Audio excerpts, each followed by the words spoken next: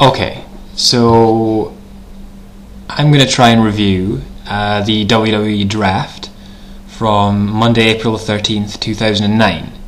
3-hour special, and I've never done a show on my own, so hopefully it'll all pan out fine. So I really thought this show was very frustrating, but interesting in terms of having some examples of quite illuminating wrestling, but really I found myself very, very enraged by the end of the show.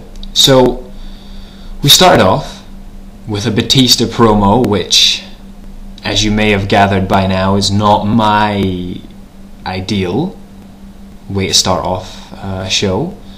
Wooden, as usual. The man's not good at promo or wrestling or anything. Came out and said about how he wanted retribution against Randy Orton for punting him in the head and causing him to have the injury. So he was calling Randy Orton out, saying, "I want you to come out and face me like a man, or I'm going to come and find you." And Shane McMahon appears instead and says, "Oh, for everything he's done to my family, I deserve a piece of him." Then Triple H appears and says, "Oh, well, you know, he attacked my wife, the mother of my children." I don't know how many times we have to hear this promo. I'm getting very, very, very, very, very bored indeed of it. But we had this promo, and they all were arguing over who should get a piece. I'm pretty sure Triple H has already had his piece, but who knows.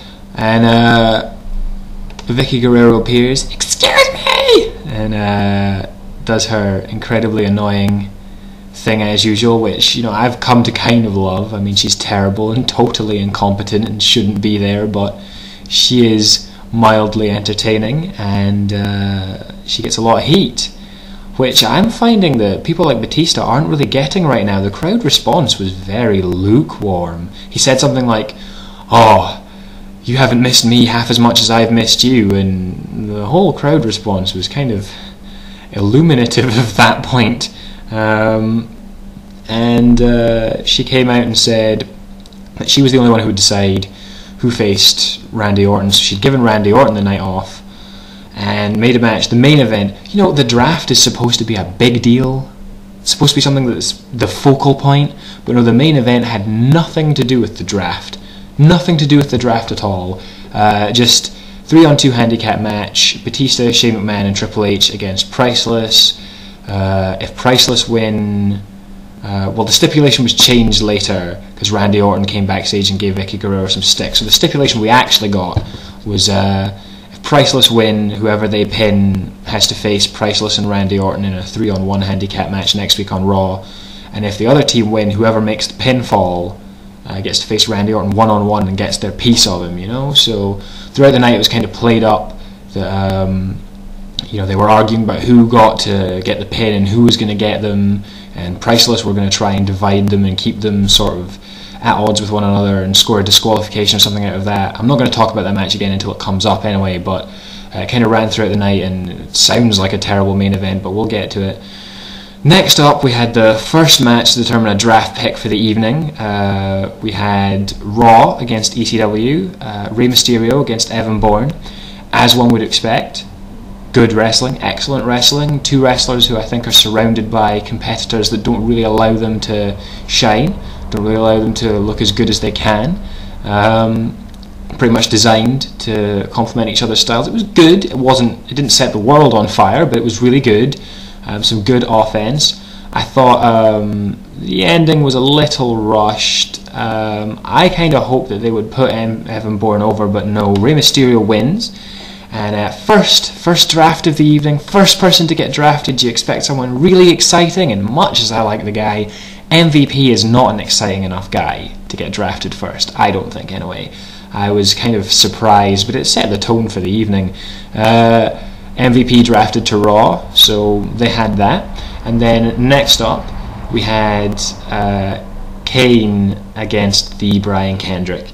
Anyone who's watched videos with me in them before might remember that I'm very fond of Brian Kendrick. I think he's a very skilled wrestler. I think he's talented, and very, very underused. And I was expecting this. I thought, oh, they've dragged out Kendrick. Oh, great. This will be interesting. Vicious squash. There was a great bit where Kendrick was prancing about to start with and slapped Kane in the face, and it was good, but no, absolutely vicious squash over in seconds. And the Big Show was drafted to Raw, which could be interesting. So 2 for Raw in the opening going, and I thought, oh, we've talked about Raw, making SmackDown its bitch lately, and I was worried that this was really further degrading SmackDown's status, but I bore with it. Next up, you had a 6 Divas tag team match, 3-on-3. SmackDown Divas, Michelle McCool, Divas Champion Maurice, and Natalya, who's on ECW. I don't understand this.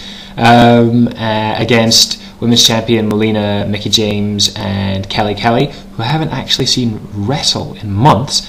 But actually it was just Michelle McCool against Mickie James. There was no participation from anybody else.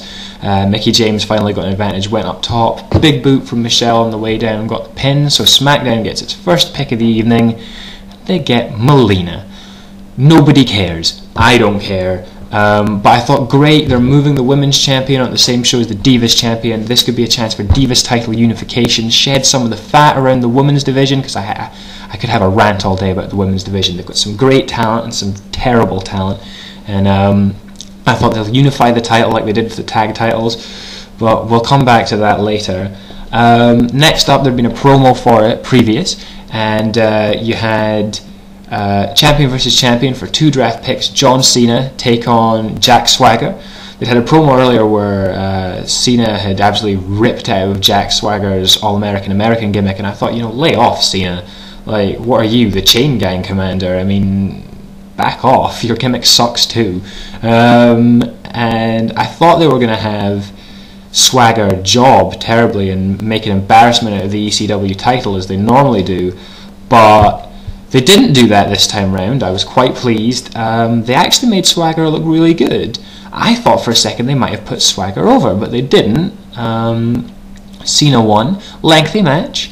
Very, very even. Allowed Swagger to look pretty good. I mean, there's not much to work with against John Cena, but they both gave a spirited effort, and it was all very good. But ECW didn't get its draft pick. Raw got a 3rd draft pick of the evening. In fact, no, 3rd and 4th draft pick of the evening.